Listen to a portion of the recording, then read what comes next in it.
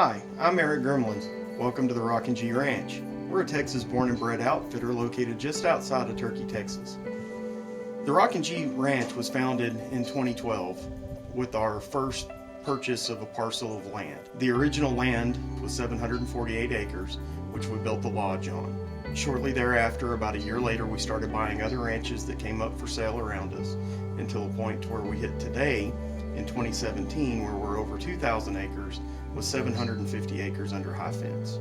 This is a custom-built log lodge that we built ourselves here on site. We brought in shipments of full-length lodgepole pine and started cutting timbers and built the lodge that you see here today.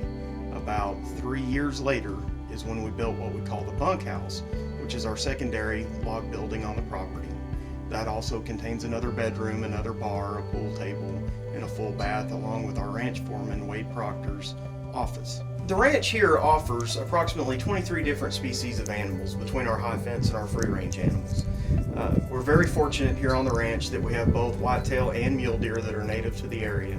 In addition to that, we have a tremendous herd of wild boar. We have Rio Grande turkeys, so if you're looking to start or finish your turkey slam, we can certainly help you with that. After all, the name of the town is Turkey, Texas. In our high fence operation, we have mule deer, axis deer, black buck, fallow deer, aoudad, Dabowski sika. We have red stag. We have several different species of exotic sheep and goats, such as Angoras and Catalina goats, and black Hawaiians, Texas dolls, painted deserts, merino rams, Corskin rams. Additionally, we have scimitar horned oryx.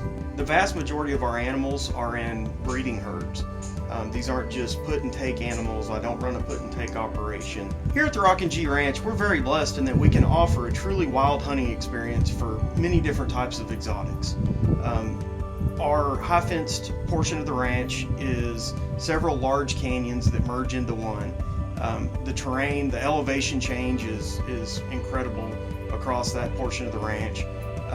There are mixtures of some food plots and open fields, but the majority of it is high bluffs, deep canyons, mesquite trees, and cedar, and it just offers a unique hunting experience that you're not going to get anywhere else.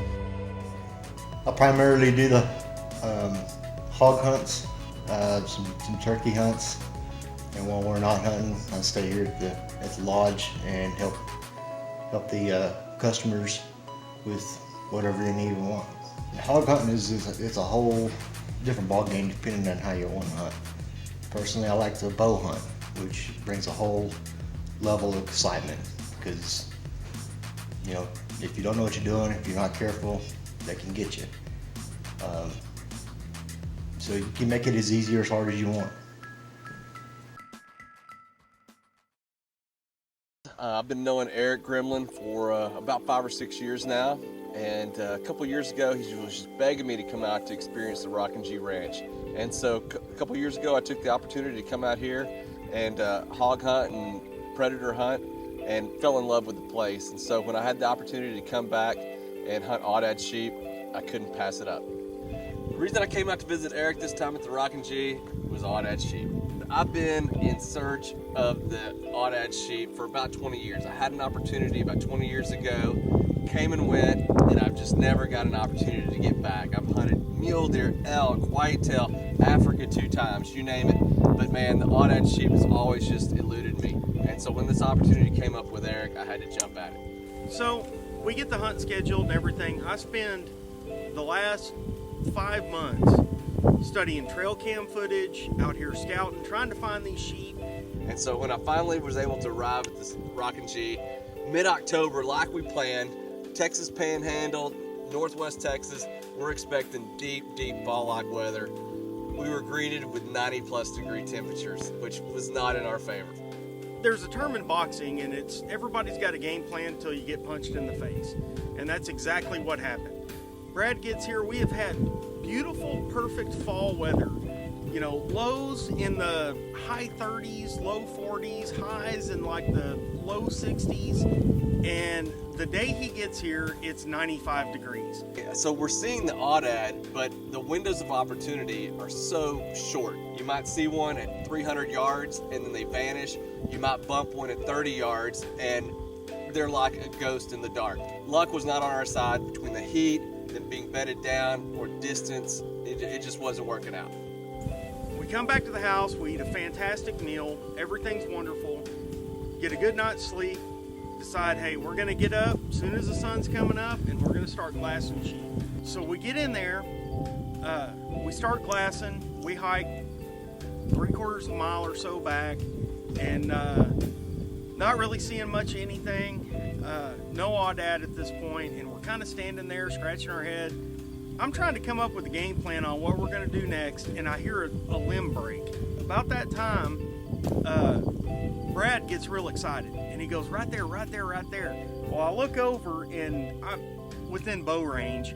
We've got a good aoudad and a ewe, and about the time I get a good look of the aoudad, he goes up and over the next little draw, and he's gone.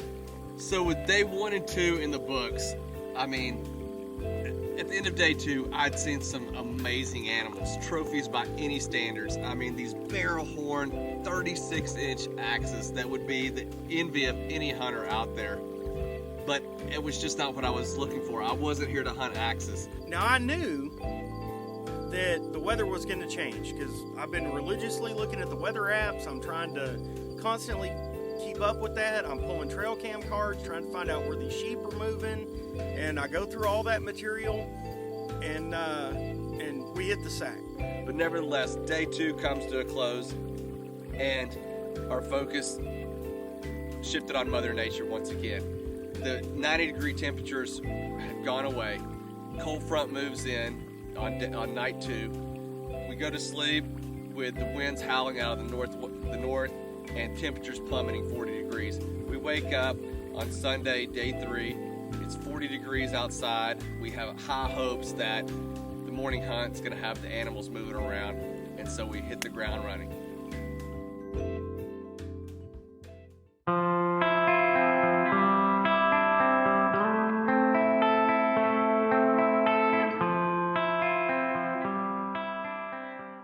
Now, the one thing I knew that we had to our advantage is we had a huge temperature drop. We got the sun coming up, so pretty much any eastern-facing ridge going to be a pretty good place for an aoudad to kind of hang out and catch some sun. We get in position, we start driving, we're glassing, looking all over the place. We see an aoudad about 300 yards away. We decide to kill the engine, we get on foot, and we start hiking. I know they really like that rough, nasty stuff, so I take us to the nastiest stuff that I know that we got. We've got a place that's called the Outlook that you can kind of see 3/4 of the property from, because it's way high up on top of this canyon rim, and I figure it's a pretty good vantage point. We don't even all the way get there, and I can see the sun reflecting off of something, so immediately I lock it down, pick my binoculars up, bam, it's an aoudad. Well, that aoudad, we wasn't really able to judge him. He got behind a cedar. And then out of nowhere, we see another aoudad, much bigger, rushes up the canyon side behind the same cedar that aoudad went to. So now it's just a waiting game. There's several mule deer and a stag coming in, and I've got a pretty good feeling that as they move in, it's going to kind of push these aoudad out. Exactly what happens. Audads start moving. First one that comes out, young ram. Second one that comes out, young ram. Third one that comes out, good ram. Fourth one that comes out, another good ram. These guys do not give you any time. We drew aim, we connected. It was a great moment. I mean, Eric, longtime buddy and a friend, a hard hunt. Mother Nature played tricks on us the entire time, and what a way to end the hunt.